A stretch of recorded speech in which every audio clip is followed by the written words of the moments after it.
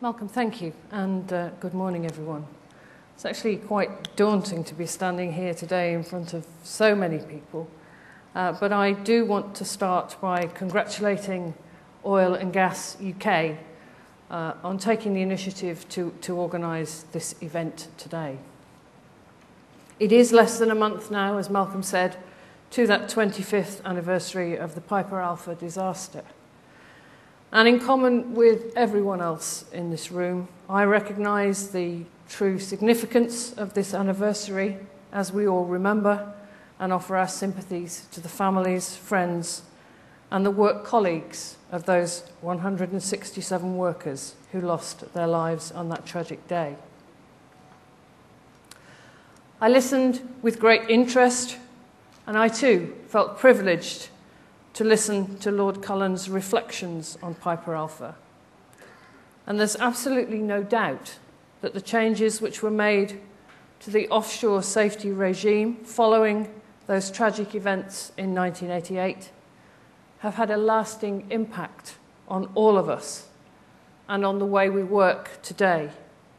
And in particular, picking up where Lord Cullen left off, with the safety case being at the heart of the way we all work. That legacy lives on with all of us. And it's significant, I think, that there are people here today attending this conference from around the globe. And I'm sure that over the next 3 days, many will be here to share with us the lessons that they too have learned in the years which have passed since 1988. The key question, however, is not just about what we've learned, but about what we've actually done as a result of that learning. Put it another way, how well have we actually embedded that learning into what we do today, every day, and into the future?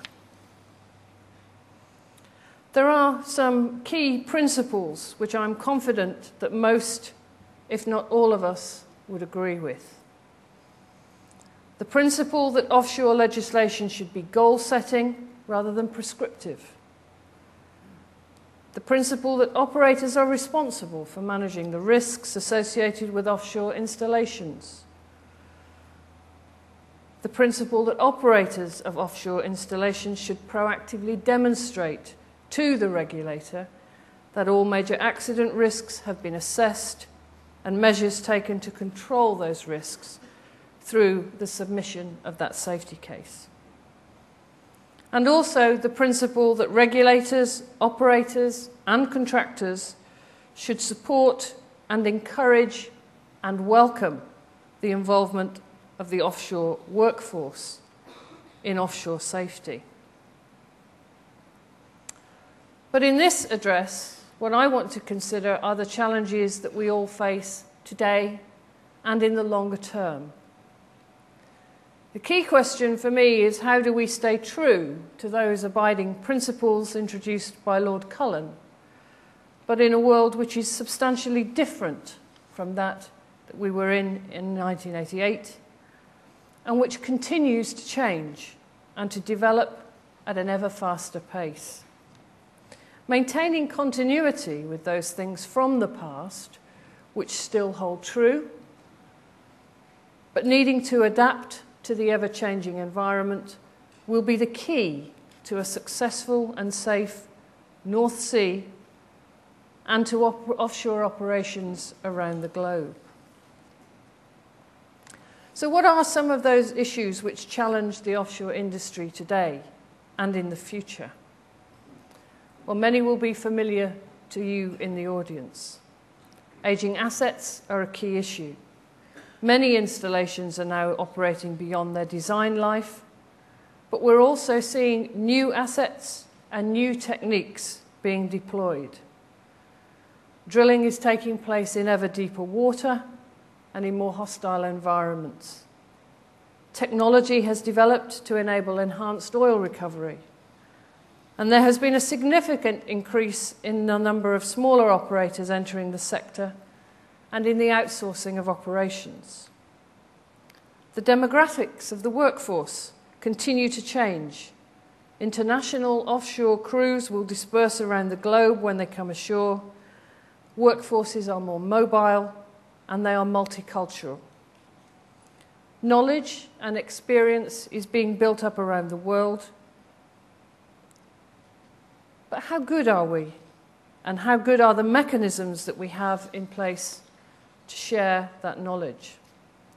Events which have taken place since Piper all point to some significant shortcomings and gaps which still need to be filled. We also need, I think, before we address some of those, to recognise the broader context in which we operate. Attitudes to both safety and environmental protection have changed. There are significantly lower levels of tolerance of failure among governments and public alike. The rapidly changing economic and financial environment is a key driver of investment decisions. Other technological developments can and will have a significant impact on offshore operations.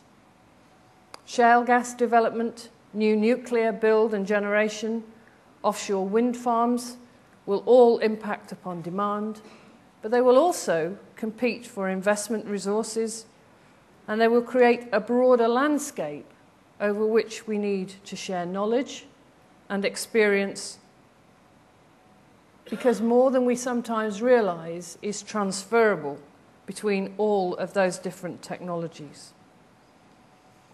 The effect of some of these factors can be swift. For example, as Malcolm has already mentioned, Europe's legislative response to Deepwater Horizon.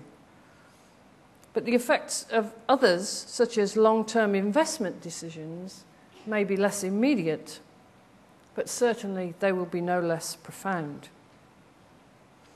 So it's against these challenges that we have to constantly ask ourselves what are the implications of these developments, and what should our response be against the yardstick of our longer-term and indeed shared goals and principles.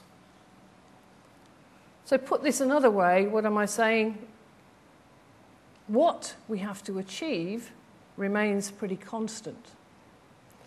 But how we do that needs to be responsive, and it needs to keep pace with the changing world in which we live.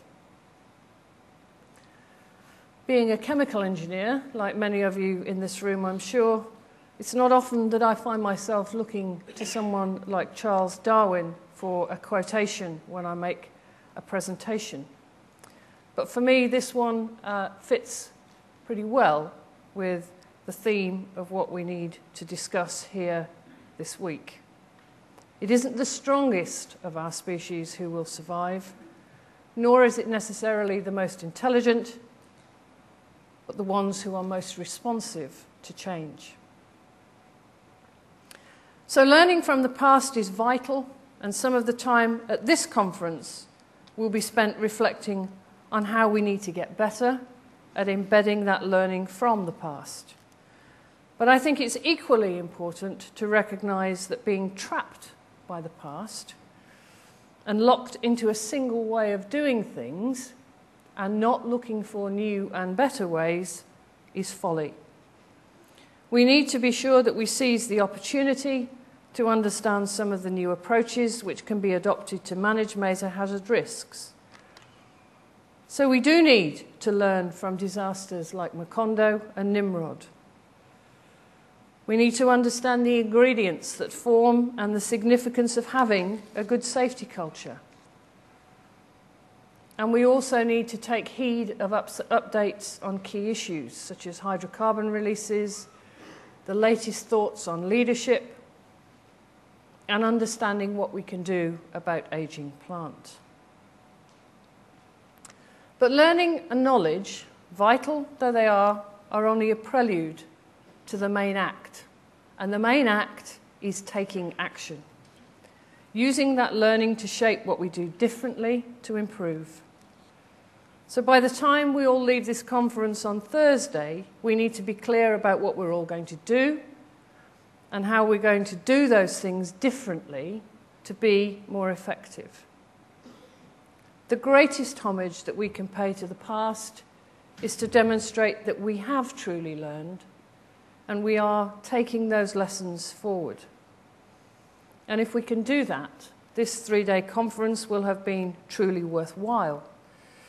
But let's be clear that this is a call to learn and to change and to be constantly mindful of the need for us to act differently going forward.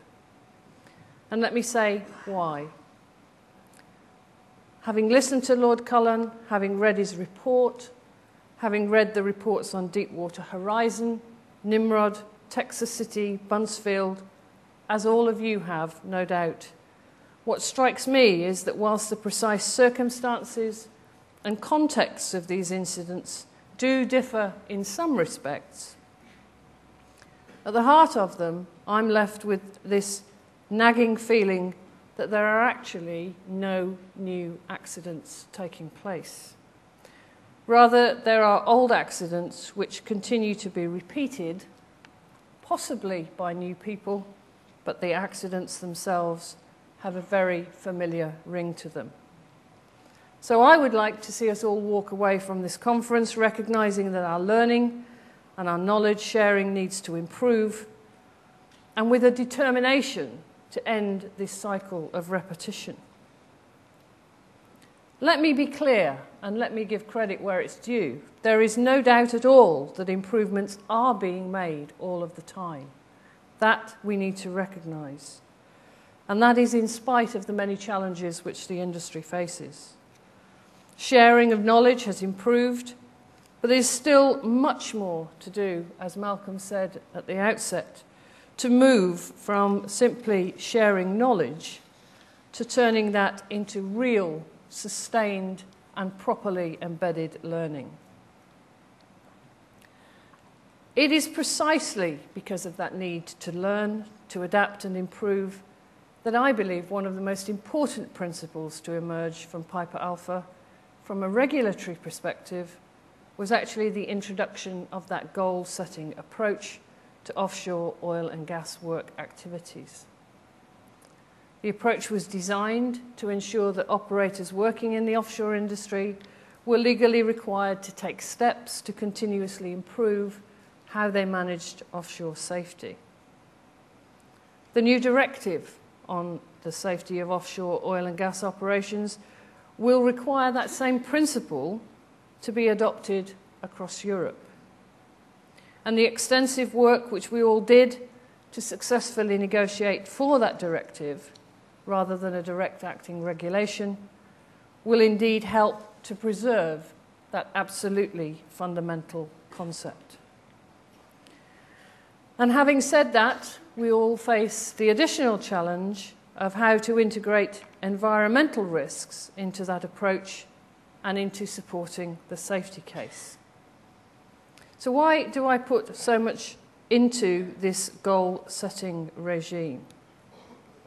Well, because goal-setting and goal-based regimes clearly place the onus on industry, the people who know best and who know the risks that they are creating, to ensure and demonstrate to regulators that those risks of any incident relating to oil and gas operations are reduced to as low as reasonably practicable.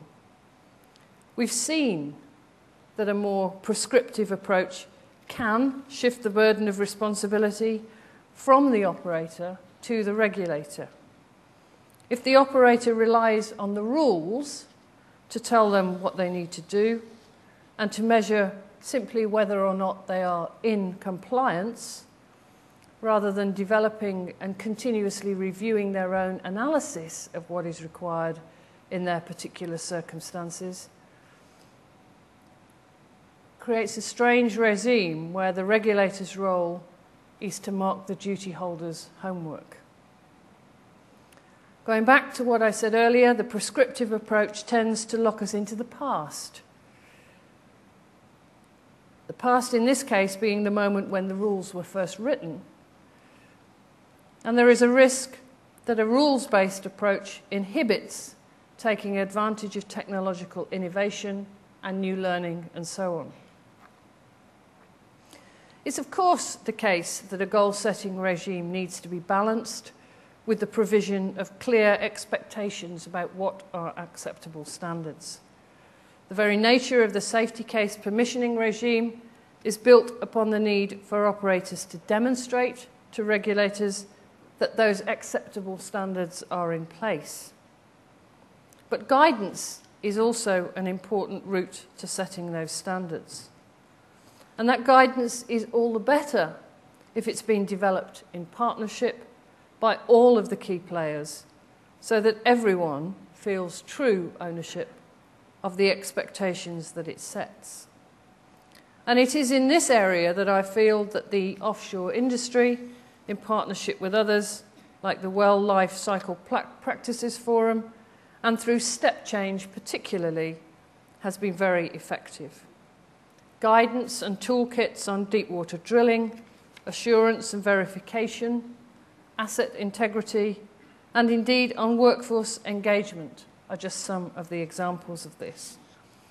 The development and continuous updating of such guidance is key to that continuous improvement for which we all strive.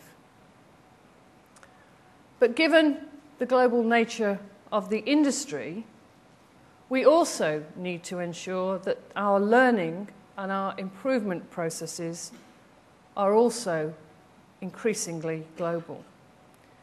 And to that end, it's important that regulators meet regularly to share their good regulatory practice, to share intelligence on operators, yes, we do talk about you, and learn lessons from incidents.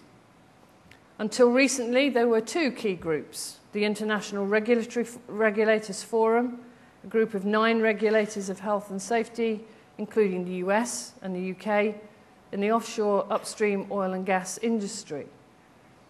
It exists to drive forward improvements in health and safety in the sector through collaboration in joint programs and through sharing of information and intelligence. We also have the North Sea Offshore Authorities Forum, which was formed significantly in 1989. Its goal is to ensure continuous improvement in health, safety and the environment in petroleum activity, specifically in the North Sea. It's a collaborative forum for regulatory authorities in countries with offshore oil and gas activities, and it works to reduce difficulties due to differences in some of those regulatory regimes and requirements. More recently, the European Commission has established the European Union's Offshore Oil and Gas Authorities Group. The Commission want to build on the experiences of that North Sea Offshore Authorities Forum and to create a truly European-wide forum for the exchange of experiences and expertise between offshore regulators. The Commission will no doubt use this forum for discussion on the implementation of the new directive, to ensure a consistency of approach, and to network with the industry on European-wide issues, and to stimulate continuous improvement, particularly in countries with emerging offshore sectors in the Mediterranean and the Black Sea, for example.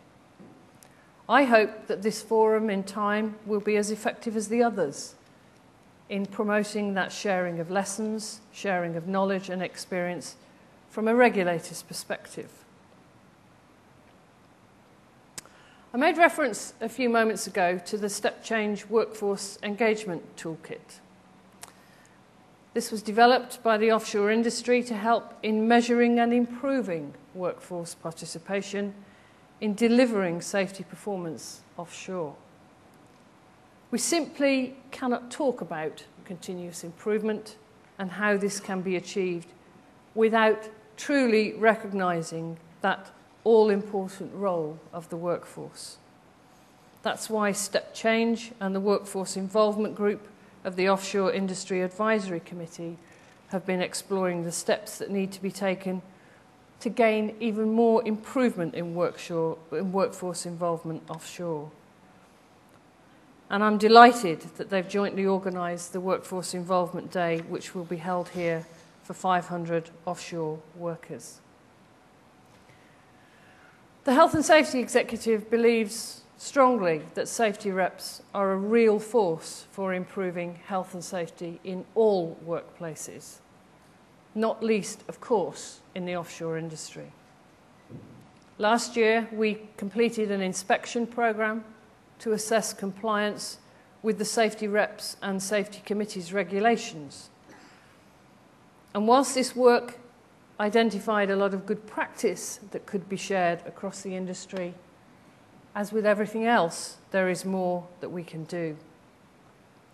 Workforce involvement is just one aspect of a good organisational safety culture. And safety culture is one area where all offshore regulators agree it is absolutely critical that we secure greater long-term improvement. What that means in practice is trying to win the hearts and minds of workers who are often not directly employed by the offshore installation operator and who are increasingly from different international cultures. When you put all of that lot together, it becomes absolutely clear that, as Lord Cullen said, safety culture cannot be achieved through legislation. Rather, it's the combination of many factors, including leadership and competence, which translate into a set of behaviours at every level in an organisation. It is often encapsulated in a very simple phrase. It's the way we do things around here.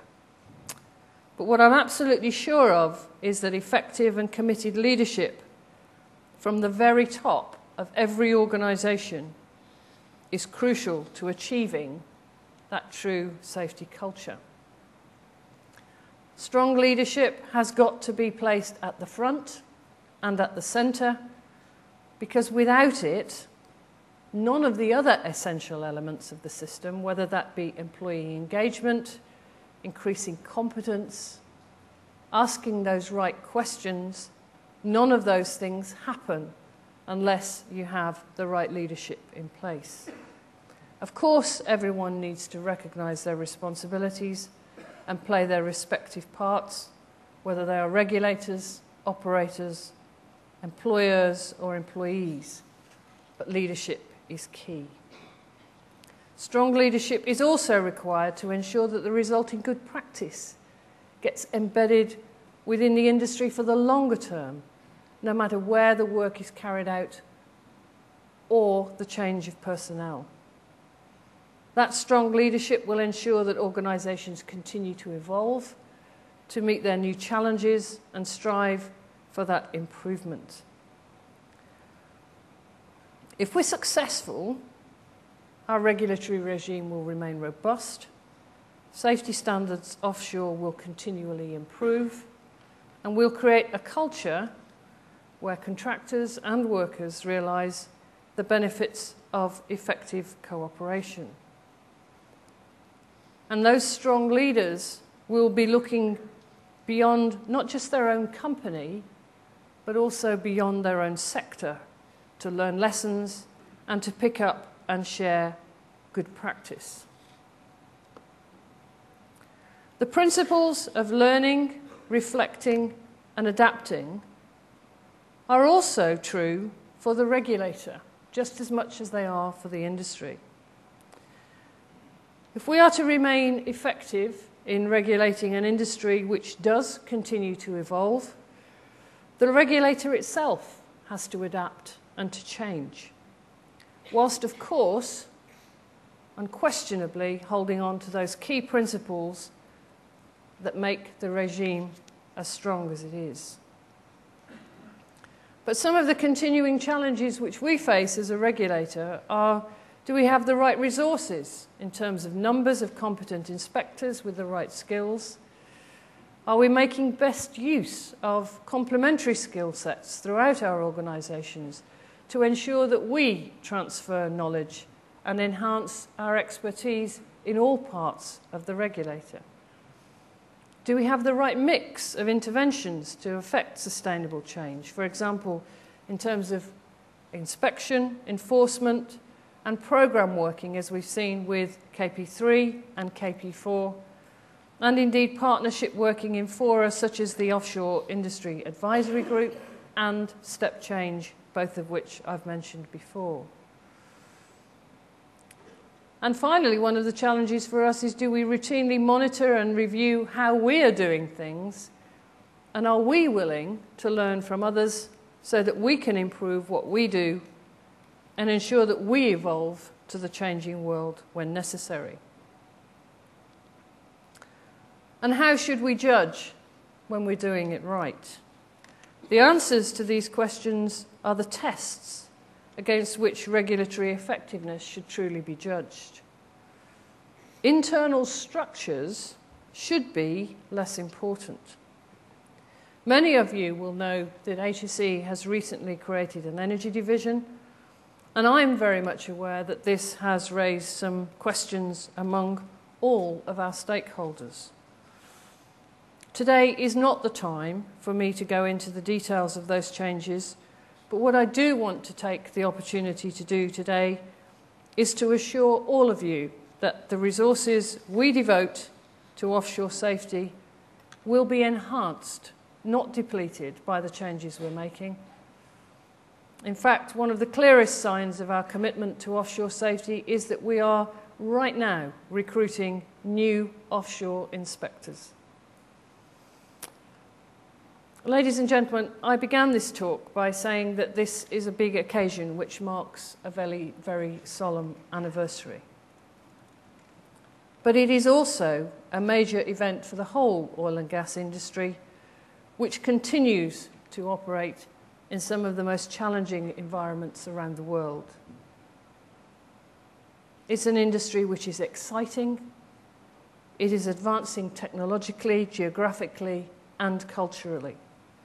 Learning the lessons of the past isn't a choice, it's an absolute must, and we still have some way to go to embed that in the way we all work. But it doesn't end there. There is even more to do. We need to apply those lessons to the present and also to the future, and to look beyond our own horizons for other good ideas, because none of us have a monopoly on those. I sincerely hope that this conference will honour those men who lost their lives 25 years ago, and that that honour will come from committing afresh to developing a global safety culture in this industry, which responds to the challenges which we all face in this 21st century. Thank you.